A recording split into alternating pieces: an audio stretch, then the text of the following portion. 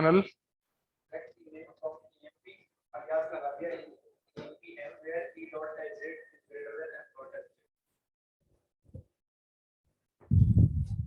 And join की condition तो लगी नहीं, E dot M G R equals to M dot employee number senior than their bosses, मतलब जो उनके बॉसेस हैं उससे सीनियर है कि नहीं, ना कि कंपनी में सारे बॉसेस। तो हिज और हर बॉस, इसका मतलब उसके खुद के कॉरस्पॉन्डिंग हिज और हर, तो इक्वलिटी चेक करनी पड़ेगी ना कि इसी का बॉस, ना कि इसका इससे किसी भी बॉस से। ठीक है, तो डिफरेंस है। अगर बोलते हैं अगर अपन ऑल मतलब greater than all their bosses, all the bosses, तो आप ये ज्वाइन की कंडीशन ना लगाते, सीधे हायर डेट चेक करा लेते। बट अगर हिज और हर बॉस की बात आ रही है तो कंडीशन आपको लगानी पड़ेगी। ठीक है, अब यहीं पे अपन जो हायर डेट किया हुआ है उसी की जगह सैलरी कर देंगे तो क्वेश्चन ऐसा हो जाएगा कि who earn more than their bosses. ठीक है, इसी की जगह अगर आप डिपार्टमेंट लगा दोगे तो वो आ जाएगा कि those who work in the same department as their bosses. Not equal to department कर दोगे तो आ जाएगा who work different than their bosses department. इस तरीके से वेरिएशन आ जाएगा। तो उसमें क्या होगा, देन देयर बॉस जब आएगा तो ये सेल्फ की ज्वाइन कंडीशन लगेगी। और अगर जब उनके नहीं आएगा शब्द तो फिर आप सबके लिए लेके चलो, फिर कंडीशन की जरूरत नहीं। फिर आप नॉर्मल प्रोडक्ट करके अपनी कंडीशन लगाओ, फिर एक नॉर्मल कंडीशनल ज्वाइन की तरह वो काम करेगा।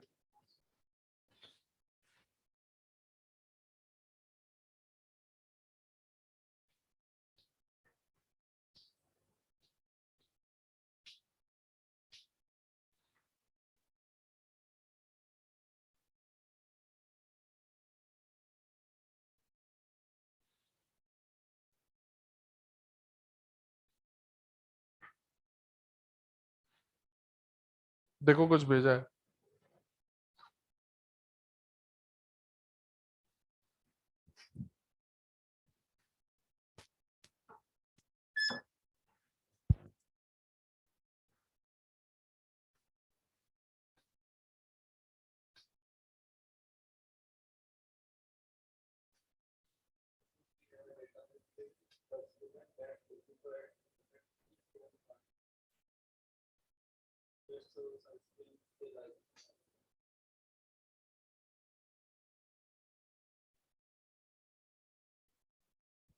चलो मैं समझा देता हूँ।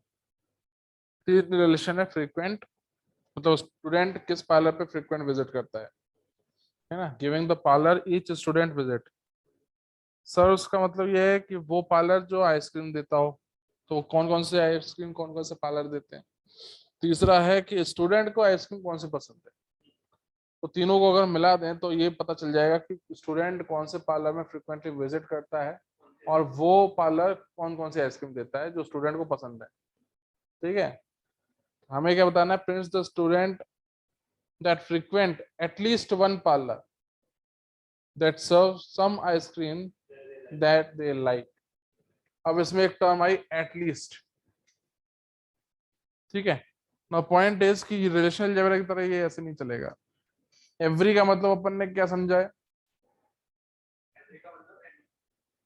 एवरी, और जैसे अपन अगर बात करें कि than their all the bosses, तो अपन क्या लगाएंगे, या तो ग्रेटर देन ऑल, या तो लेस देन ऑल, या तो इक्वल टू ऑल। ठीक है, इसी तरह एनी लगेगा।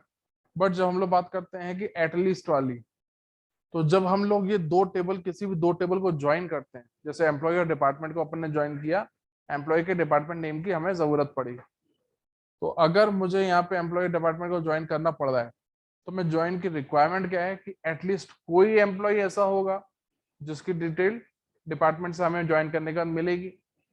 एटलीस्ट कोई एम्प्लॉय ऐसा होगा जिसका तो मैनेजर होगा। एटलीस्ट कोई एम्प्लॉय की सैलरी ऐसी तो होगी जो कि ग्रेड के हिसाब से होगी। तो जब हम मल्टीपल टेबल्स को ज्वाइन करते हैं तो हमारी रिक्वायरमेंट या वो क्या होती है, नीड, कि एटलीस्ट एक रिकॉर्ड ज्वाइन कंडीशन को सेटिस्फाई करे। अदरवाइज ज्वाइन का फायदा क्या हुआ, जब नो रिजल्ट मिला तो हमारी ये अपेक्षा होती है कि कम से कम एटलीस्ट एक रिकॉर्ड निकल के तो आए। तो जब भी आप सुनोगे एटलीस्ट, वहां पे सब क्वेरी, कोरिलेटेड सब क्वेरी या ज्वाइन जरूर लगेगा। डिपेंड करता है, हो सकता है कि मल्टीपल टेबल्स का डेटा प्रिंट कराना हो तो सिर्फ ज्वाइन लगे, फिर सब क्वेरी नहीं लगेगी, या फिर सब क्वेरी लगे।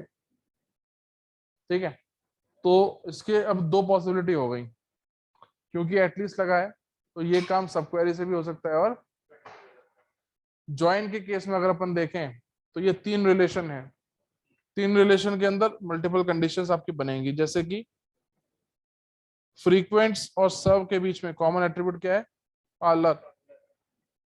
तो पार्लर के ऊपर आपको एक ज्वाइन लगाओगे कि सर्व का पार्लर इक्वल्स टू फ्रीक्वेंट्स का पार्लर। सर्व और लाइक के बीच में आइसक्रीम, इन दोनों के बीच में ज्वाइन कंडीशन लगेगी। और फ्रीक्वेंट और लाइक के बीच में कौन है, स्टूडेंट। तो स्टूडेंट के पार्लर का लाइक ऑफ आइसक्रीम, ये तीनों चीजें हमें सेपरेटली मिलेंगी। तो एक पॉसिबिलिटी तो ये है कि आप ज्वाइन लगा लो, और स्टूडेंट को कौन सी आइसक्रीम पसंद है और वो कौन सा पार्लर देता है जिस पे वो विजिट करता है, ये सारी डिटेल आपको मिल जाएगी। तो तीन टेबल के तीन अलग अलग ज्वाइन कंडीशन होंगी, एक होगी पार्लर के थ्रू, एक होगी स्टूडेंट के थ्रू, एक होगी आइसक्रीम के थ्रू। एक तो ये पॉसिबिलिटी हुई। दूसरा, यही काम आपका कौन करके दे सकता है, कोरिलेटेड सब क्वेरी करके दे सकती है। तो अल्टीमेटली हमें जो बाहर चाहिए आउटर क्वेरी में, print the student that frequent at least one parlour. तो बाहर जो हमें चाहिए वो क्या चाहिए, स्टूडेंट चाहिए, और स्टूडेंट कहाँ से मिल रहा है हमें, फ्रीक्वेंट से। ठीक है, लाइक से भी मिल सकता है, लेकिन हमें चाहिए क्या, फ्रीक्वेंट से। तो इसको आप कोरिलेटेड में कैसे लिखोगे वो देखो जरा।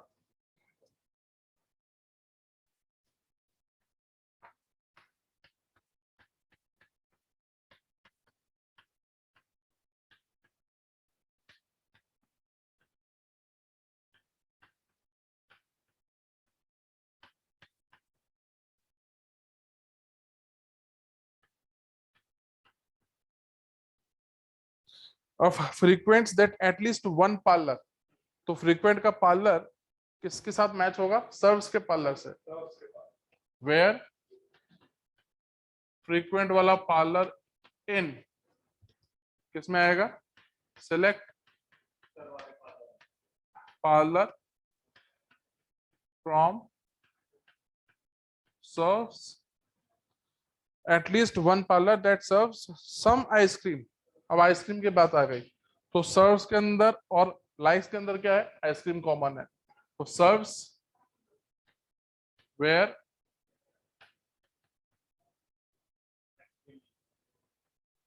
आइसक्रीम इन सिलेक्ट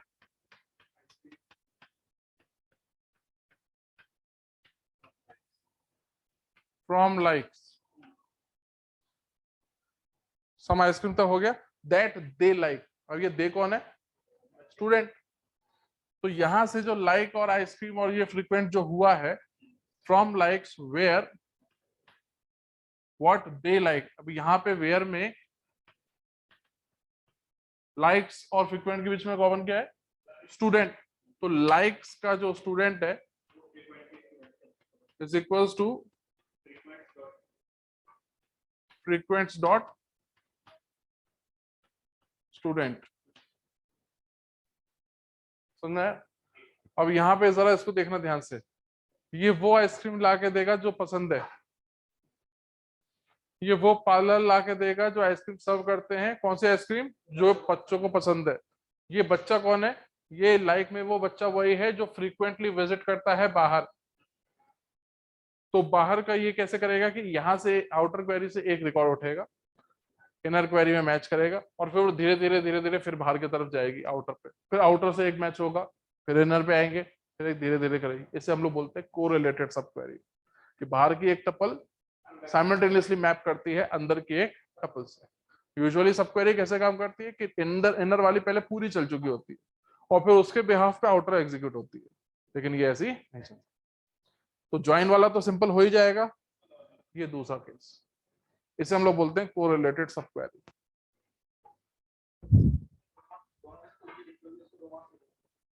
हाँ दोनों ही सही है, हाँ दोनों सही है।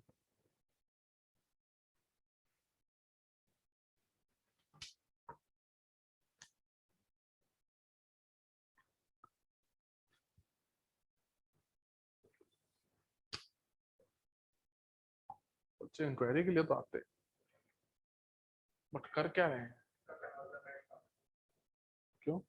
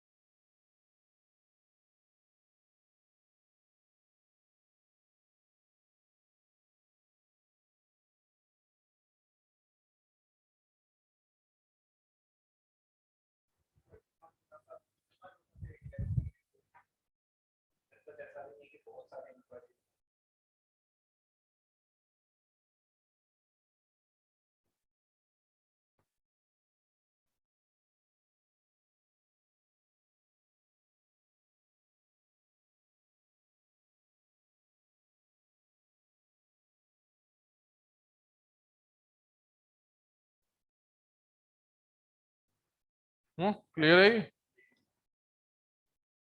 और भी आएंगे सब क्वेरी के कोरिलेटरी, तब कर लेंगे अपन। थर्ड वाला देखो जरा।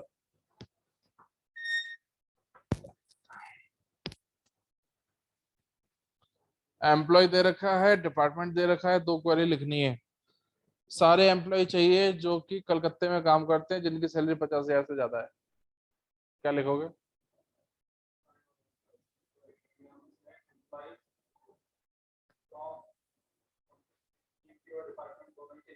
हम्म।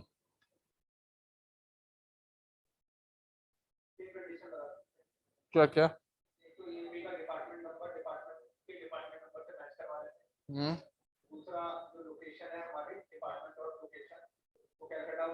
बिल्कुल ठीक।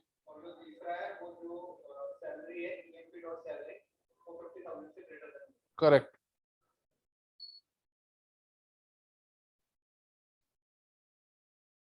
ठीक है, अब यहाँ पे देखना, कैलकुलेट फॉर ईच डिपार्टमेंट। अब ईच, एवरी, इसमें अपन क्या लगाते हैं यहाँ पे? Group by. हर डिपार्टमेंट के लिए, मतलब हर डिपार्टमेंट का ग्रुप बनना है, सारे डिपार्टमेंट का ग्रुप बनना है, सब डिपार्टमेंट का ग्रुप बनना है। तो जब एटलीस्ट लगे तो चॉइस क्या होगी? ज्वाइन या सब क्वेरी या कोरिलेटेड। एवरी लगे या ईच लगे तो ग्रुप बाय। ठीक है, याद रखना। तो for each department number, the number of employees with salary greater than 1 lakh. Count करना है एम्प्लॉइज को जिनको 1 लाख से ज्यादा सैलरी मिलती है। ऐसे कौन कौन से डिपार्टमेंट है? हर डिपार्टमेंट के लिए काउंट निकालना है कि 10 वाले डिपार्टमेंट में 3 लोग ऐसे हैं, 20 वाले डिपार्टमेंट में एक ही ऐसा है, ऐसे काउंट चाहिए हमें। तो पहली चीज तो ये है कि select department number and the count of employee numbers. ठीक है, फ्रॉम एम्प्लॉय वेयर। अब इसमें आदमी क्या सोचेगा? पहले लगाएगा group by, group by department number, और फिर हैविंग में लगाएगा कंडीशन। अब जरा एक चीज बताओ कि वो जितने भी एम्प्लॉय सिलेक्ट करके लाएगा, क्या कोई भी एम्प्लॉय ऐसा होगा जिनकी सैलरी 1 लाख से नीचे होगी? नहीं होगी। यानी कि ये 1 लाख वाला जो कंडीशन है वो हैविंग में नहीं, वेयर में आएगा। पहले वो सेट हटा दिया जाएगा जो 1 लाख या उससे नीचे वाला है, जो बचेगा उसकी डिपार्टमेंट वाइज ग्रुपिंग होगी। तो from employee where salary is greater than 1 lakh, group by department. समझ में आ गया? फोर्थ वाला देखो, relation can contain null values, ठीक है, and comparison with null values are treated as unknown. Suppose all comparisons with null value are tested as false. Which of the following pair is not equivalent?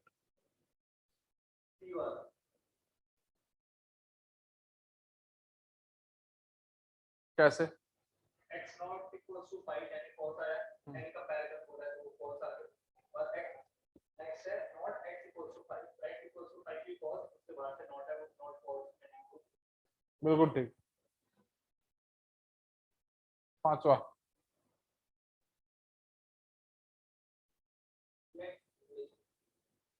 Relation दे रखा है are और S, query दे रखी है select district W x from R comma S.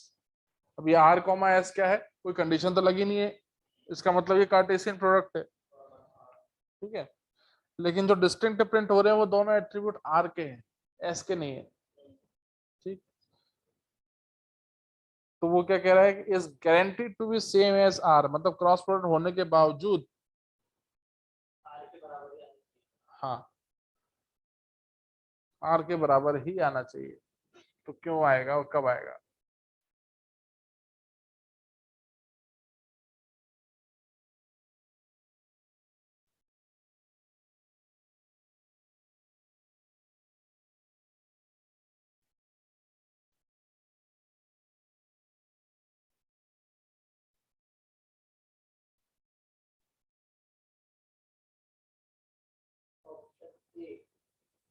कैसे?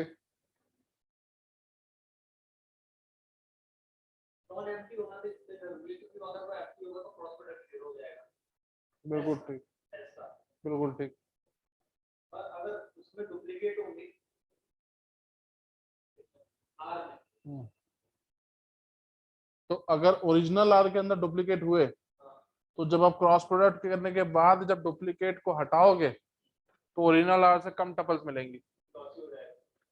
तो इसका मतलब यह है कि जो ओरिजिनल आर है वो नॉन डुप्लीकेट ही होना चाहिए, ताकि क्रॉस प्रोडक्ट के बाद जो डिस्टिंक्ट निकाले वो भी नॉन डुप्लीकेट ही आए। तो क्रॉस प्रोडक्ट के लिए एस होना चाहिए और आर डुप्लीकेट नहीं होना चाहिए। ये तो रिलेशनल अलजेब्रा का आ गया।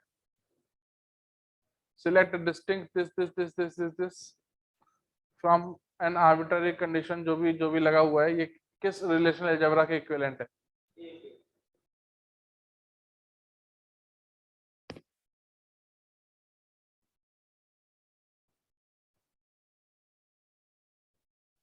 बी के क्यों नहीं है?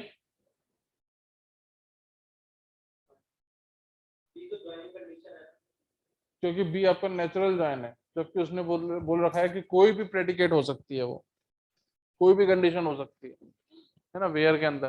तो नेचुरल मतलब गड़बड़ हो गया, ठीक है, यूनियन और इंटरसेक्शन भी काम नहीं करेंगे। आंसर आएगा ए। ये ट्राई करो।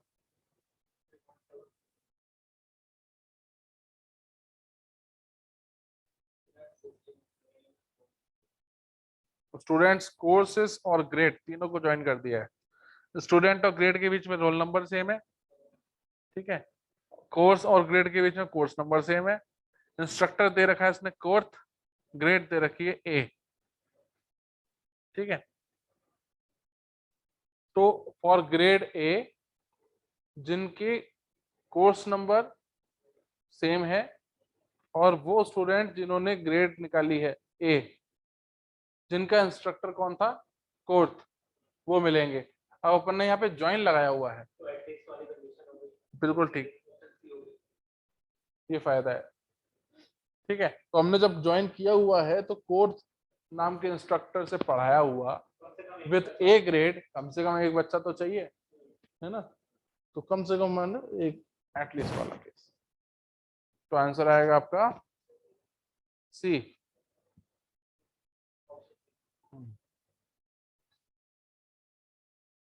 8th वाला देखो,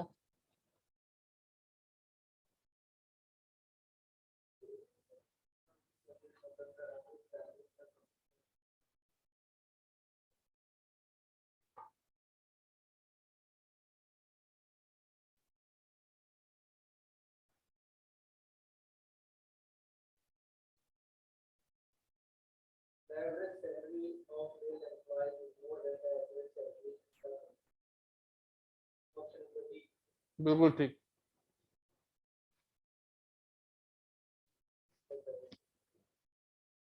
नाइन्थ बताओ। The following income statement were executed successfully to calculate the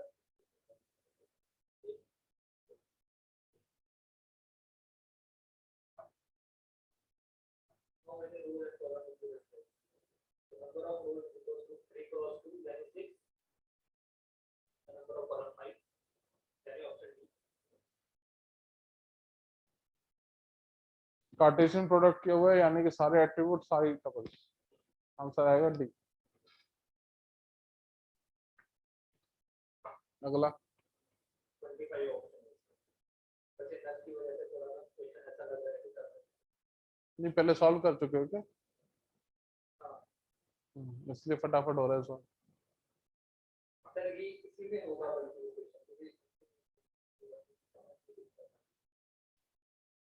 इसका आंसर 25 ही आएगा। ये है इसका क्वेश्चन नंबर 3.15 to 16 ये वाला सिर्फ वन कार्तिकेय और ये वाला क्या है कि कार्तिकेय आते हैं उस पे।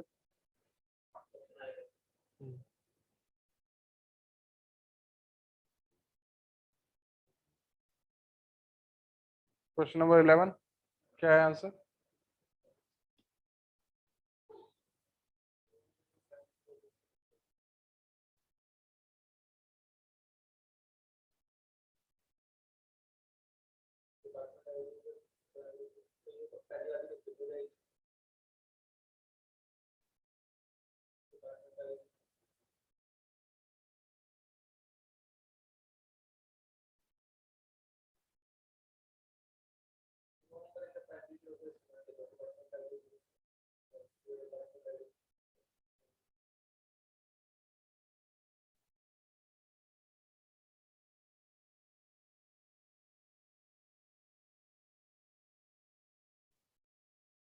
ये वाली जो सेकंड वाली है वो तो फेल हो जाएगी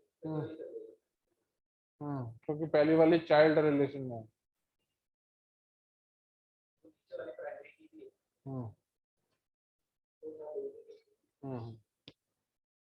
बार बार बताओ। बार बेटा मुझे समझ नहीं आया आंसर तो इसका यही दे रखा है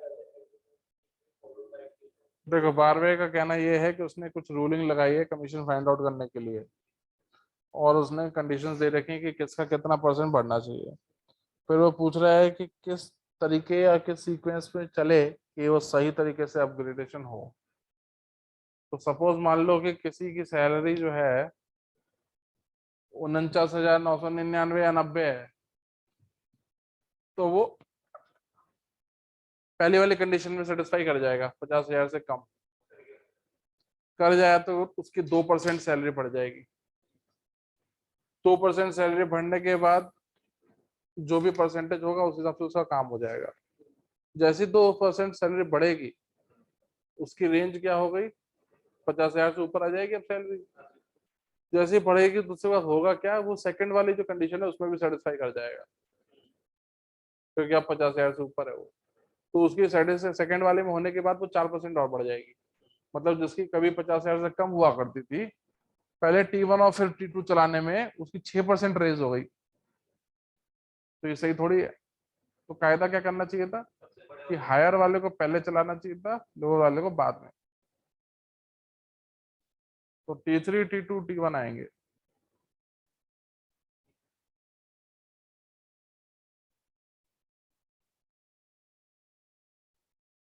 ये वाला क्या होता है aptitude T3 followed by T2 जो C वाला है T1 running concurrently through out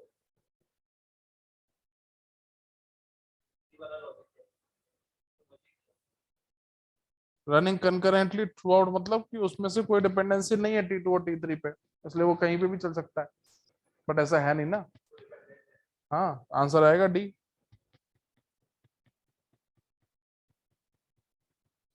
अब ये इन्वेंट्री वाला देखो 13 नंबर डिस्टिंक्ट सप्लायर आईडी चाहिए सप्लाई में से वेयर नॉट यूनिक जो यूनिक ना हो मतलब डुप्लीकेट हो। तो पहले इनर वाली चला लेते हैं, इनर वाली क्या दे रही है। तो इनर वाली में इन्वेंट्री और सप्लाई में से निकलेगा, और एक ज्वाइंट कंडीशन लगी हुई है, और जो वेयर हाउस है वो नागपुर का होना चाहिए। अब क्योंकि ज्वाइंट कंडीशन है, एटलीस्ट वन आपको मिलेगा फ्रॉम नागपुर। अब एटलीस्ट वन जो मिले आपको नागपुर, आप बाहर उसमें क्या कर रहे हो, नॉट यूनिक, जो अंदर वाले ना हो। तो अगर एटलीस्ट वन वाले नहीं हो तो क्या होने चाहिए फिर, दो या दो से ज्यादा वाले। आंसर आएगा इसका डी, सप्लाई टू और मोर आइटम्स।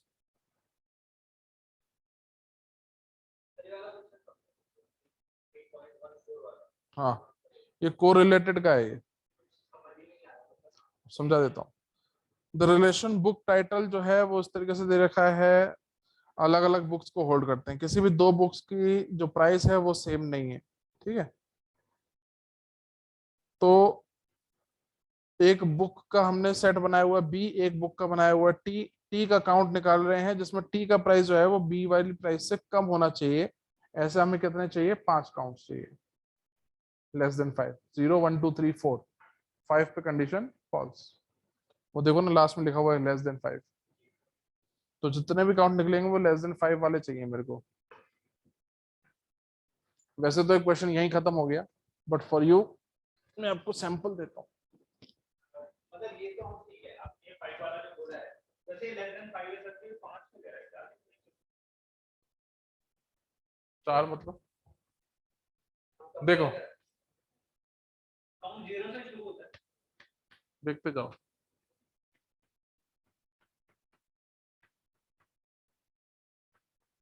ये बुक्स है, इनकी कॉस्ट ले लेते हैं।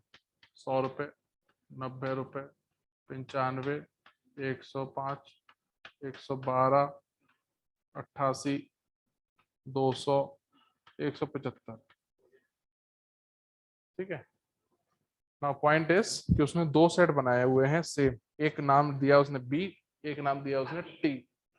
तो एक काम करो, इसको मान लो टी, और सेम ले लो B, A B C D E F G और एच। 100, 90, 95, 105, 12, 88, 200 और 75। कोई दिक्कत नहीं है ना। अब वो जो कह रहा है वो कर लेते हैं। अभी अपन ने डेटा कैसे लिया है, जो उसने बोला उस हिसाब से, कि दो टेबल्स का, दो किताब का प्राइस सेम नहीं होना चाहिए। अब कोरिलेटेड कैसे चलेगी, बाहर वाली एक के लिए अंदर वाली सारी, फिर बाहर वाली एक के लिए अंदर वाली, एंड सो ऑन। तो for tuple of outer query, inner वाली चलेगी सारी। तो हमें क्या करना है कि select the count of rows from T where T का price should be greater than B का प्राइस। जहां जहां टी का प्राइस बी के प्राइस से बड़ा है, फिलहाल अभी बी का प्राइस कितना है, तो जहां जहां टी का प्राइस बी के प्राइस से बड़ा है उसका क्या चाहिए आपको, काउंट। तो आप इसको कंपेयर करोगे, इससे बड़ा है क्या, कंडीशन फॉल्स। ये तो सिमिलर वाले था, इससे करेंगे बड़ा है क्या, नहीं। इसके लिए कहां कहां बड़ा मिलेगा, एक ये, 2, 3, 4, काउंट कितना मिला आपका, 4। लेट्स डू वन थिंग, इसका काउंट लिखते चलते हैं अपन, ठीक है। इसके लिए पकड़ो, 90 वाले के लिए कहां कहां मिलेगा, 1, 2, 3, 4, 5,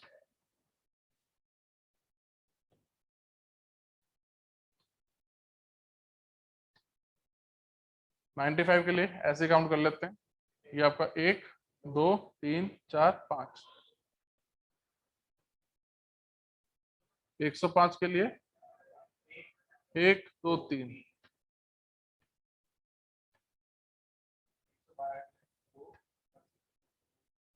सारे हो जाएंगे, 1, 2, 3, 4, 5, 6, 7। 200 के लिए, 175 के लिए। अब जो अंदर वाला सेट है उसकी कंडीशन क्या लगी है, लेस देन। तो आपको वो काउंट चाहिए जिसकी काउंट की वैल्यू लेस देन। ऐसे कौन कौन से काउंट हैं, एक ये है, ये है, ये है, ये है, ये है। ठीक है, अब ये कौन कौन सी किताबें हैं? Top 5 expensive books. तो जो सबसे एक्सपेंसिव होगी उससे कोई भी बड़ी नहीं होगी, जो सेकंड हाईएस्ट एक्सपेंसिव होगी उससे एक बड़ी होगी, एंड सो ऑन। अभी तो हमने डेटा देख लिया, बट ऐसे क्वेरी देख के कैसे पकड़ी? क्वेरी देख के अपने आप समझ में आ जाता कि अंदर वाले सेट का प्राइस जो है वो बाहर वाले से बड़ा होना चाहिए, ऐसा हमें काउंट चाहिए। ठीक है, और ऐसा काउंट कितना चाहिए हमें? जब तक लेस देन 5 मिलता जाए। तो 0 1 2 3 4, तो ऐसी कौन सी बुक होगी जिसका काउंट 0 होगा, एंड सो ऑन। तो 0 1 2 3 4 ऐसी 5 किताबें आएंगी।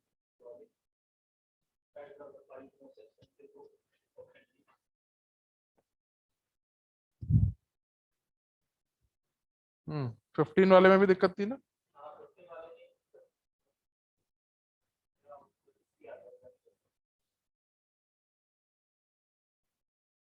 पहले एक काम करते हैं, इनर क्वेरी चला लेते हैं।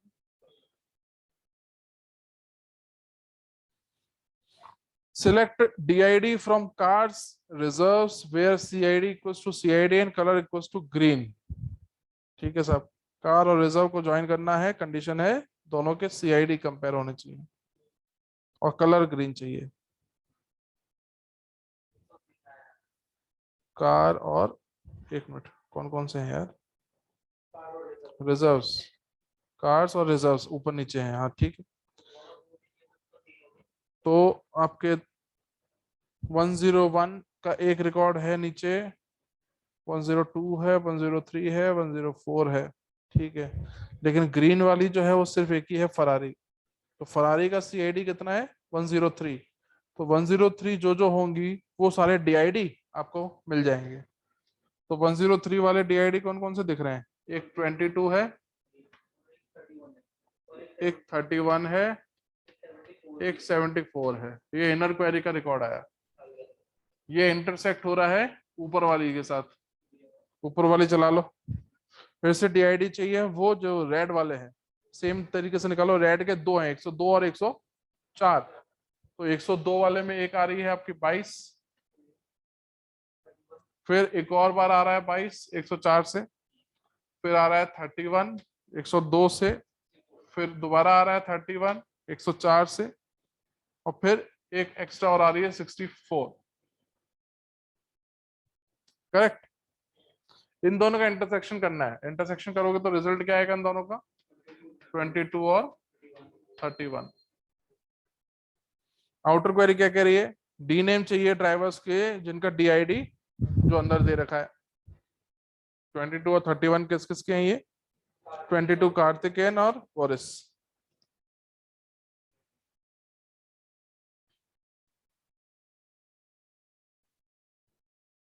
ठीक है, अब ट्राई करना है इसका कंपैरिजन निकालने की, निकल आएगा। मैंने वो पता नहीं, मैंने सचिन को भी इंक्लूड कर दिया उसके आईडी को। इंटरसेक्शन गलत निकाल लिया।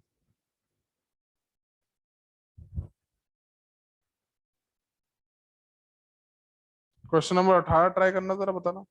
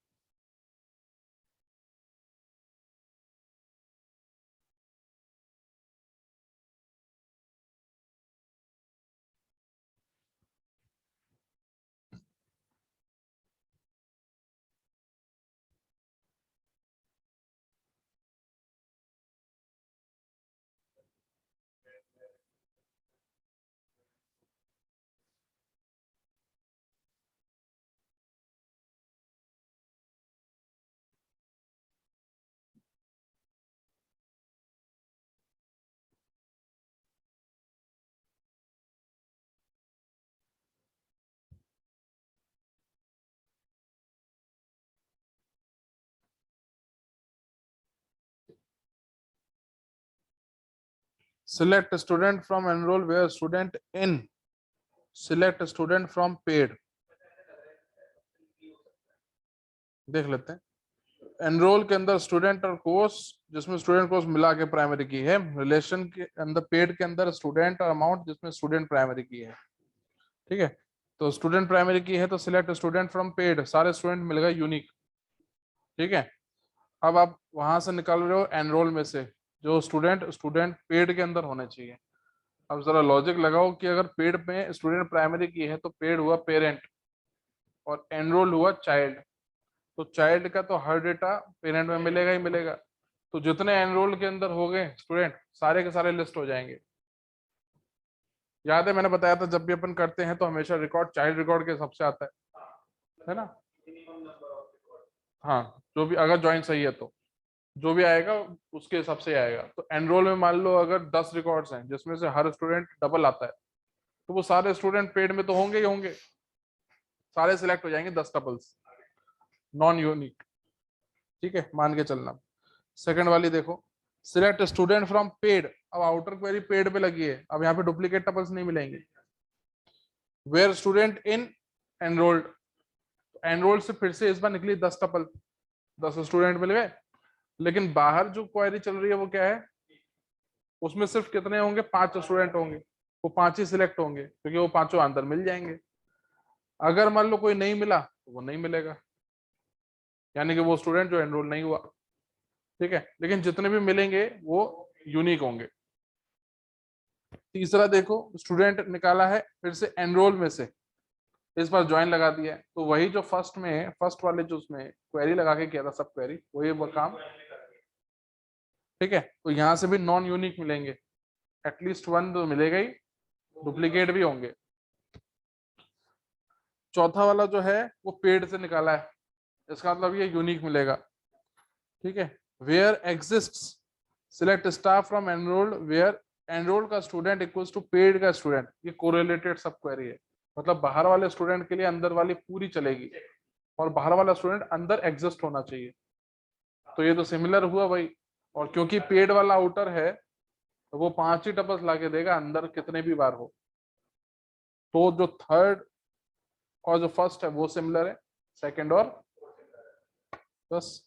तो देख लो कौन सी सही चल रही है। 2 and 4 run identical row set for all the databases but exists database for which query 1 and query 2 return different row set।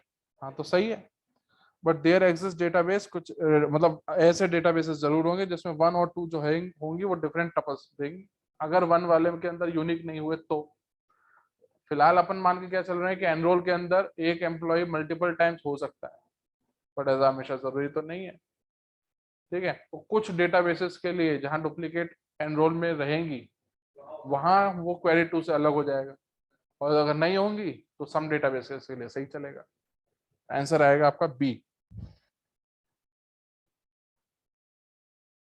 19 बताइए।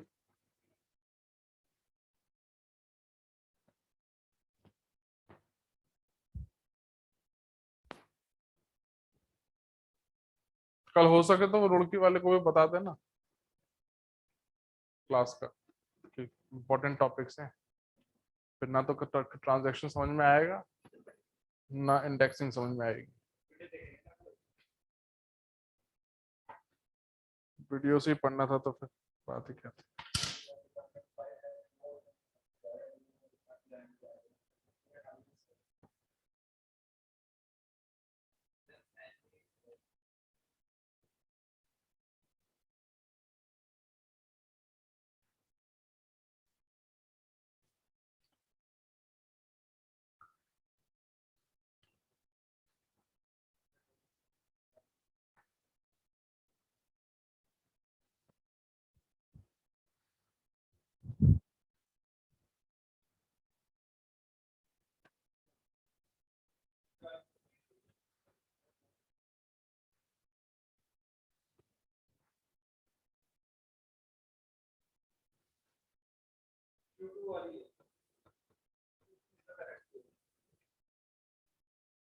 Assuming that department 5 has more than one employee, We want to find the employees who get higher salary than anyone in the department number 5.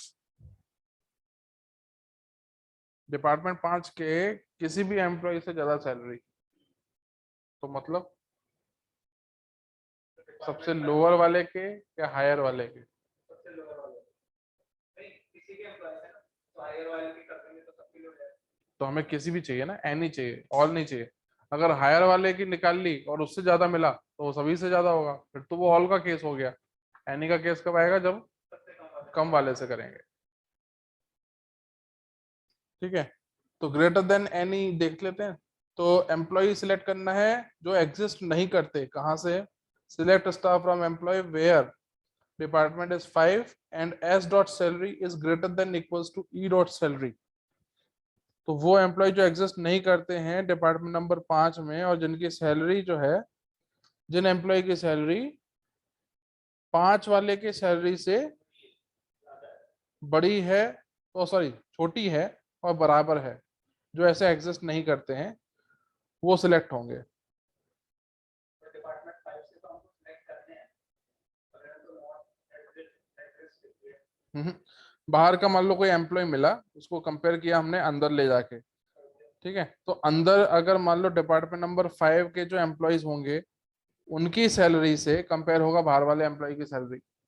बाहर वाले employ की salary अंदर वाले की salary से कम या बराबर होनी चाहिए। ऐसे एम्प्लॉयज हमें नहीं चाहिए, नॉट एग्जिस्ट। ऐसे आपको नहीं। हाँ, तो हमें कौन मिलेंगे? जिनकी ज्यादा है। लेकिन ये हमें ये कैसे ये लाके दे देगा? जिनकी सबसे ज्यादा है। एनी की जगह ये ऑल दे देगा, ऊपर वाला।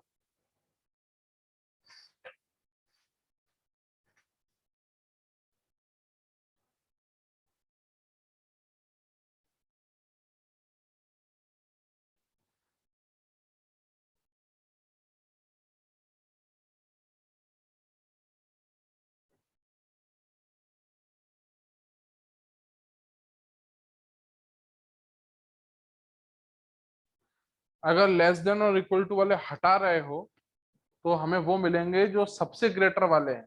जो सिर्फ ग्रेटर वाली एवरी ग्रेटर वाले आ जाएंगे। ठीक है, जो फर्स्ट क्वेरी कह रही है। लेकिन जो सेकंड वाला है वो ठीक है, वो सम एम्प्लॉयज वाला है, एनी वाला, ग्रेटर देन एनी साफ लिखा हुआ है।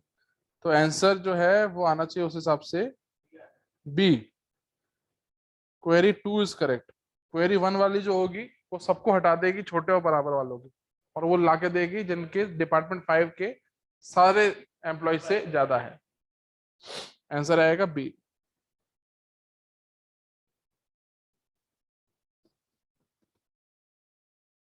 हम्म 20th 20th क्वेश्चन बहुत सिंपल है।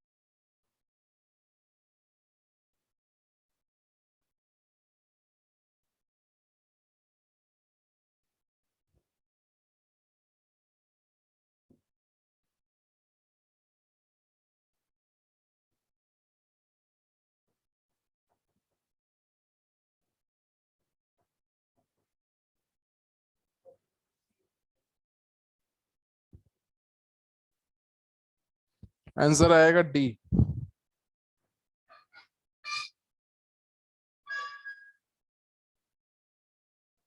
ढूंढो कैसे। वो सिलेक्ट की वजह से वो एग्रीगेट फंक्शन के साथ एग्रीगेट फंक्शन के साथ स्कूल नेम प्रिंट हो रहा है। अगर एग्रीगेट फंक्शन के साथ कोई नॉर्मल कॉलम है वो प्रोफाइल आना चाहिए। तो वो ग्रुप बाई लगना चाहिए उस कॉलम पे, जबकि ग्रुप बाई किस पे लगा है? स्कूल आईडी पे।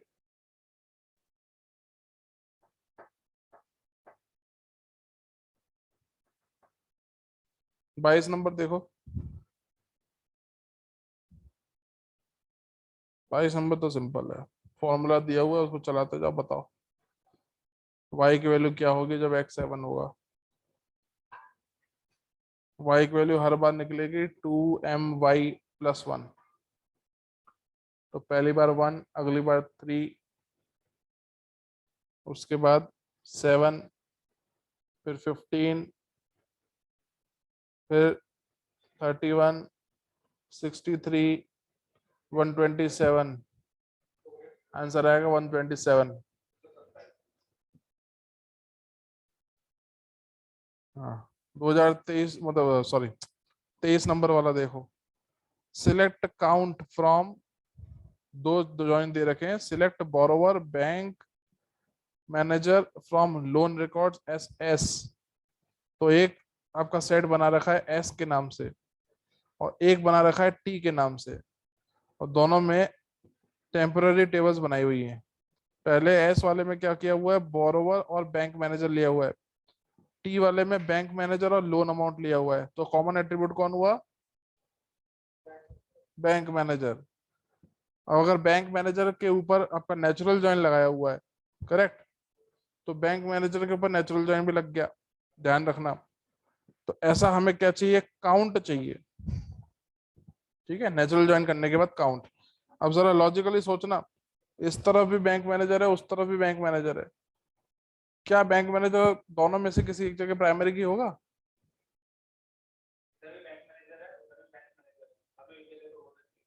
अभी है क्या, रिकॉर्ड देख के बताओ। नहीं है ना, मतलब यहाँ भी डुप्लीकेट है, वहां भी डुप्लीकेट है। तो यहाँ पे दो सुंदरांजन है, वहां भी क्या होंगे, तो 2 × 2 कितनी टपल्स हो गई, 4 हो गई। एक राम गोपाल की सामने एक राम गोपाल, टोटल कितनी हो गई, 5 टपल्स हो गई, बात खत्म।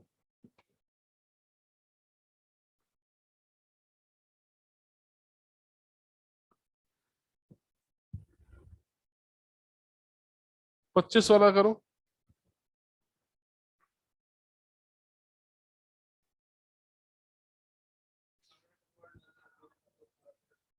पहले यूनियन निकालो फिर कंडीशनल ज्वाइन।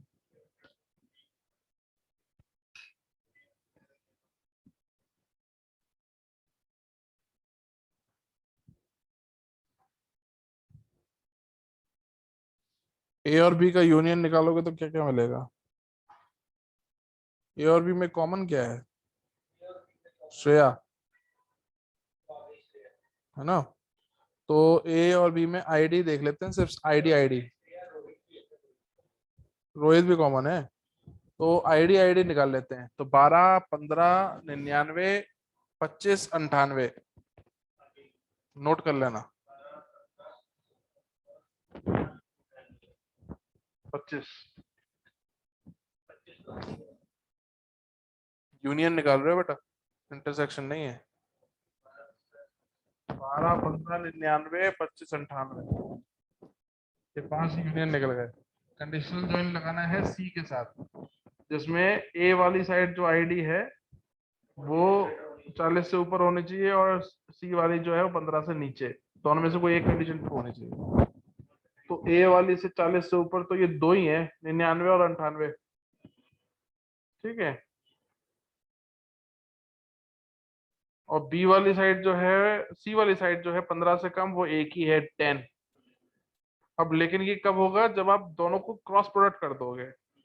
क्रॉस प्रोडक्ट करने के बाद इधर कितने आई थे यूनियन, 5 आई थी ना, सामने 2 हैं, 5 × 2 10 टपल्स होंगी। उन 10 टपल्स में या तो ए वाली साइड वाले 40 से नीचे होना चाहिए, ज्यादा होना चाहिए, या फिर इधर वाला 15 से कम। अब जरा लॉजिकली देखना, इधर ए वाली साइड में 10 है क्या, नहीं है, 99 है, ठीक है। तो 99 के जो एक रिकॉर्ड, 99 वाला जो है उसके दो टपल्स, सॉरी 99 और 98 दो हैं ऐसे जिनके 40 से ऊपर है, तो उनके 4 टपल्स बनेंगे सी के साथ। 99 की 2 10 और 99 के साथ, और 98 की 2 10 और 99 के साथ, दोनों सिलेक्ट हो जाएंगे क्योंकि दोनों 99 और 98 है ना, 2 टपल्स ये आ गई। अब इधर जो वाली है सी वाली साइड, उसमें जो 15 से कम है वो कौन सा है, 10। उस 10 का मल्टीप्लीकेशन किससे होगा, ए वाली पांचों से, और वो पांचों सिलेक्ट हो जाएंगे। क्यों, क्योंकि सी का आईडी क्या है, 15 से, मतलब समझ आया क्या कर रहा हूं मैं, 40 से ज्यादा वाले के कॉम्बिनेशन बना रहा हूँ सिर्फ, और 15 से कम वाले का कॉम्बिनेशन बना रहा हूँ, बाकी सबको नहीं छेड़ता मैं। ठीक है, तो वहां से पहले वाले से 98 99 के 2, और 10 वाले के 5, टोटल टपल्स हुई आपकी 7। और वाली कंडीशन है सर, ये और है ना, और है ना, वो भी होना चाहिए, वो भी होना चाहिए, तो टोटल आपके आएंगे 7 टपल्स। 4 ए वाली तरफ से, 4 नहीं, 2 आएंगी ए वाली साइड से, 99 98, और 10 वाले से कॉम्बिनेशन बनेंगे 5। How many tuples does the result this contain. A से आईडी चाहिए जिसमें ए की एज जो है ग्रेटर देन ऑल होनी चाहिए, बी की एज से जिसमें नाम अरुण हो। बी में अरुण है क्या, अरुण नहीं है तो अंदर आएगा रिजल्ट 0। अगर अंदर कंपैरिजन ही 0 है तो कोई भी रो नहीं आएगी, आंसर आएगा 0। नहीं, अगर कंपैरिजन अगर नहीं है तो जितनी बाहर टपल्स हैं वो सारी आ जाएंगी। तो ए में कितनी टपल्स हैं, 3, 3 आंसर आएगा।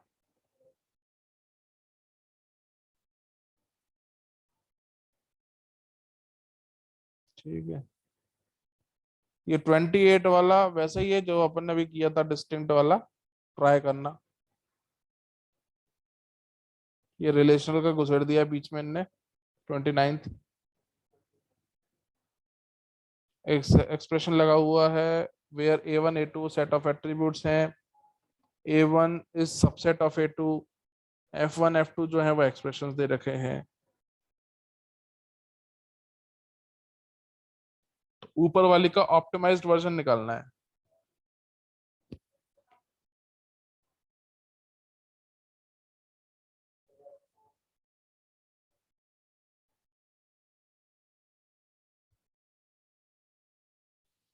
तो R के ऊपर पहले F2 कंडीशन लगी, फिर F1 कंडीशन लगी, इसका मतलब F2 भी लगी, F1 भी लगी, है ना। तो इसका मतलब दोनों के बीच में एंड लग गया। ऑप्शन आएगा सी।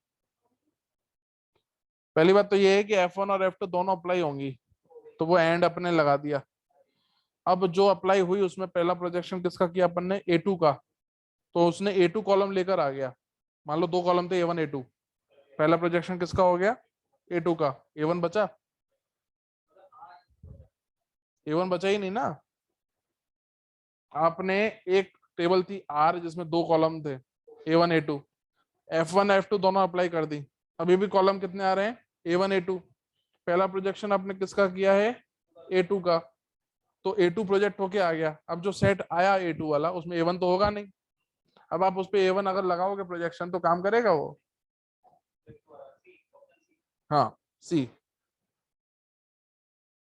तो जो प्रोजेक्शन पहला लग गया वही सही चलेगा।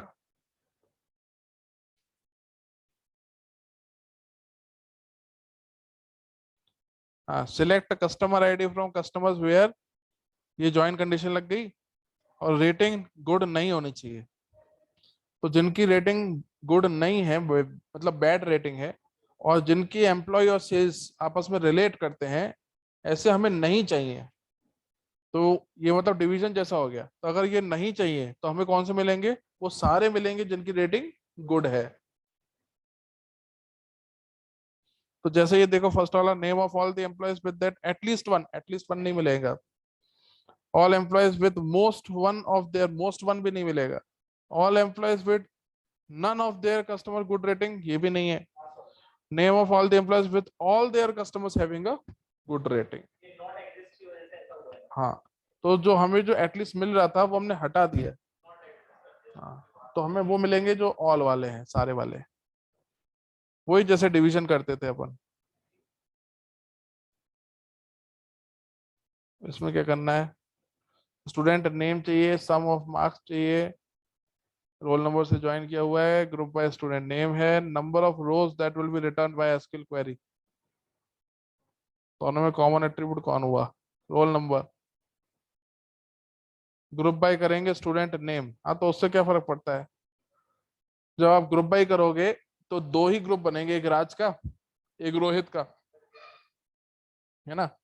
तो जब ग्रुप बाय आपका नेम के हिसाब से हो रहा है तो टपल्स भी कितनी आएंगी, दो ही आएंगी, एक राज के लिए आएगी, एक रोहित के लिए आएगी। बट यहाँ पे रोल नंबर जैसे check होने दो, रोल नंबर से उसने कॉम्बिनेशन बना लिए सारे के सारे। रोल नंबर लगाने से और ज्वाइन लगाने से क्या हुआ कि यहाँ पे राज के और ये बगल में परफॉर्मेंस कितनी है, 1 2 3 4 5 6 टपल्स हैं। तो फर्स्ट वाले राज के 6 से मल्टीप्लाई हो गया, सेकंड वाले रोहित के 6 से मल्टीप्लाई हो गया, थर्ड वाले राज के 6 से मल्टीप्लाई हो गया। तो राज के 12 रिकॉर्ड्स हो गए, दो राज है ना, और 6 रोहित के हो गए, टोटल 18 रिकॉर्ड हो गए। अब जब आप नाम से ही ग्रुप करोगे तो भी दो ही ग्रुप बनेंगे, एक राज का ग्रुप बनेगा और एक, भले ही दो राज अलग अलग है। और जब आप सम करोगे किसके मार्क्स के, तो एक राज के सारे सम हो जाएंगे और एक सर रोहित के सारे सम हो जाएंगे, टपल्स अभी भी।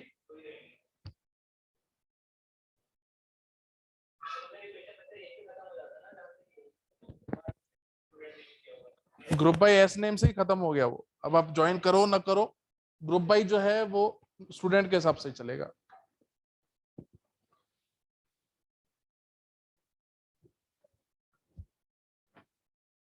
थर्टी थ्री,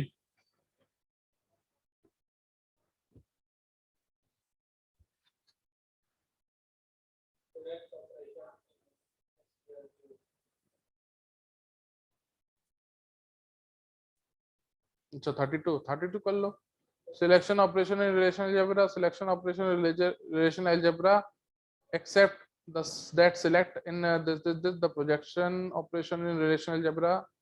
अच्छा सिलेक्ट ऑपरेशन एसक्यूएल का किसके इक्विवेलेंट है, प्रोजेक्शन ऑपरेशन रिलेशन अलजेब्रा के।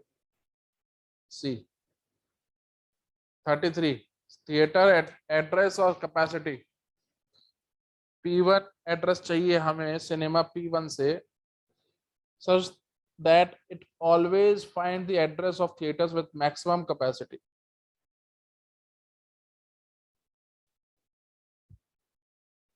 मान लो तीन अपन ले लेते हैं एबीसी, सपोज तीनों की मैक्सिमम कैपेसिटी ले लो 100 200 300, ठीक है। हमें वो थिएटर चाहिए, उनके एड्रेस चाहिए, वो थिएटर जिसकी मैक्सिमम कैपेसिटी है। तो सपोज इनर वाली चला लेते हैं ए के अंदर, select P2 dot capacity from cinema P2। तो P2 डॉट कैपेसिटी निकालेंगे तो तीनों कैपेसिटी आ गई 100 200 300। Greater than equals to all लगाया हुआ है, ठीक है। तो सपोज फर्स्ट वाली आई जो है वो 100 greater than equals to all है क्या, ठीक है। ग्रेटर देन किसी की नहीं है, इक्वल्स टू 100 है लेकिन ऑल नहीं है। दूसरी उसने निकाली 200, greater than equals to all है क्या, इक्वल्स टू ऑल नहीं है। तीसरी 300 ग्रेटर देन और इक्वल्स टू ऑल है क्या, हाँ। तो ये 300 जो है वो सेटिस्फाई हो जाएगा। तो 300 अपन को रिजल्ट मिला, 300 कौन हुआ, मैक्सिमम कैपेसिटी वाला हुआ, ठीक है। आगे चलते हैं, सिलेक्ट सेम चीज वो है greater than equals to any. अब अपन ने 100 कंपेयर किया, 100 सिलेक्ट हो जाएगा क्योंकि एनी से तो है ही। तो 100 जो है वो मैक्सिमम कैपेसिटी तो है नहीं, मैक्सिमम कैपेसिटी तो 300 थी, ये गया, ठीक है। सी वाला देखोगे तो greater than all equals to नहीं है, तो 300 भी गया क्योंकि 300 is greater not equals to not greater than 300, it equals to 300। तो फर्स्ट ऑप्शन ही आपका सही है। जहाँ पे मैक्सिमम की बात आई वहाँ पे और ग्रेटर देन जब ऑल की बात, हाँ मैक्सिमम की बात आएगी, बिल्कुल।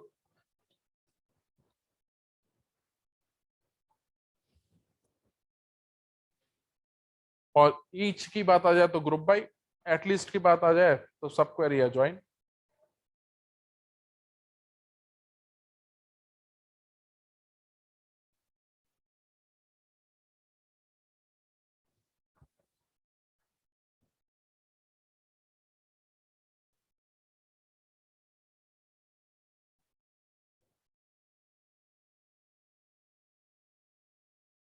बताओ एक बार देख के, एसक्यूएल में डाउट है क्या?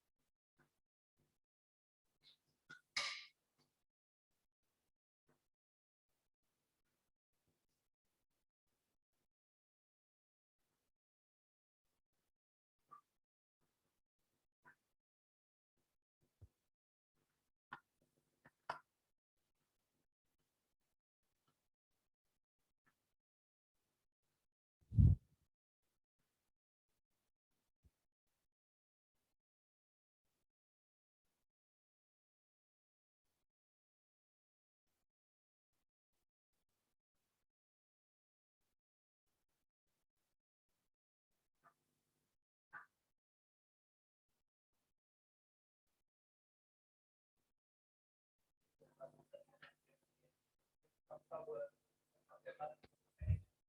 18-19 का होगा।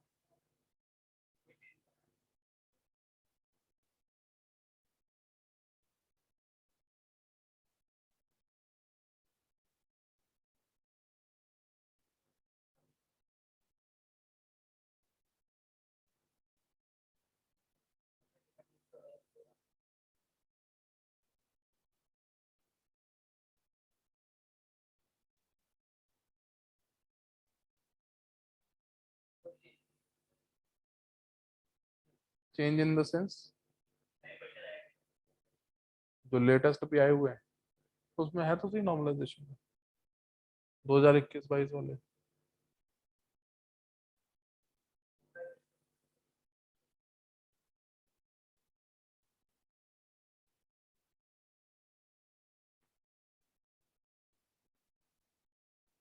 क्वेश्चंस का साथ गेट गेट ओवरफ्लो का ज्यादा बेटर है प्रीवियस ईयर के।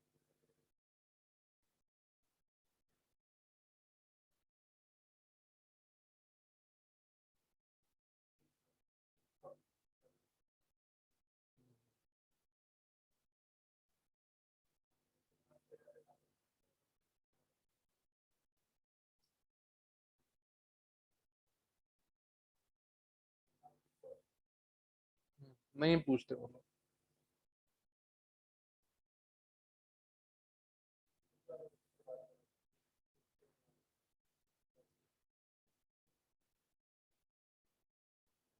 हाँ वो प्लान 1 प्लान 2 वाला।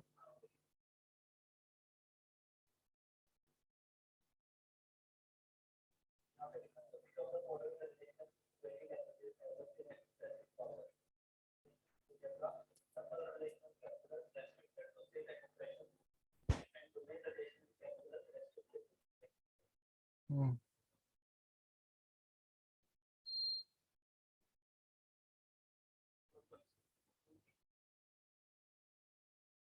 दोनों जो सेफ होंगी वो सही होंगी।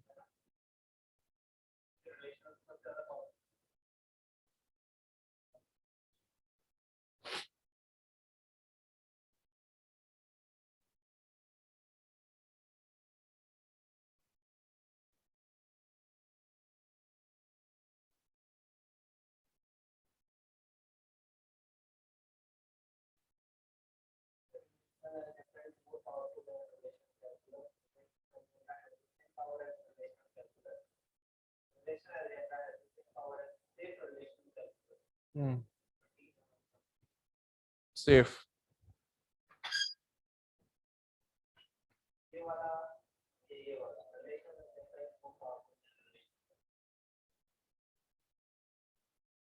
More powerful than relation calculus. हाँ बात तो सही है। हम्म हम्म, जो ज्यादा अप्रोप्रिएट है सेफ वाला।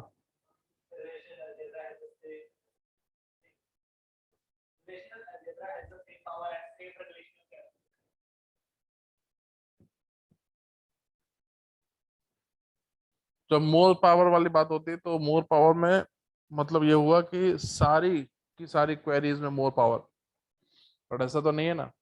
अगर रिलेशनल कैलकुलस अगर आपकी सेफ है तो वो रिलेशनल अलजेब्रा के बराबर बैठेगी, नीचे नहीं आएगी। यानी कि not all the relational algebra, not all the relational calculus is lower than relational algebra, only some of them. हम्म।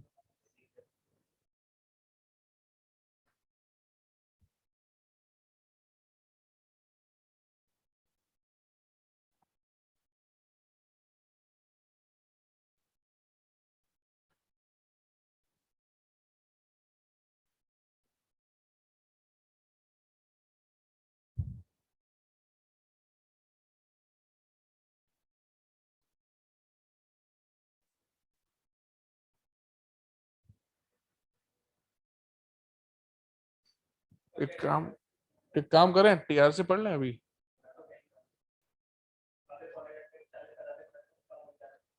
जल्दी हो जाएगा। फिर मैं आराम से सोऊंगा, जल्दी सो जाऊंगा 7 7:30 पे।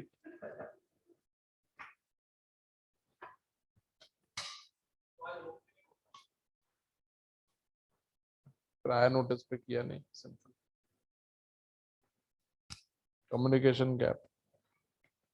मुझे कह दो तो मैं ही कर दूंगा यार, जैसे अपने आने का टिकट करता हूँ वैसे वो भी कर दूंगा।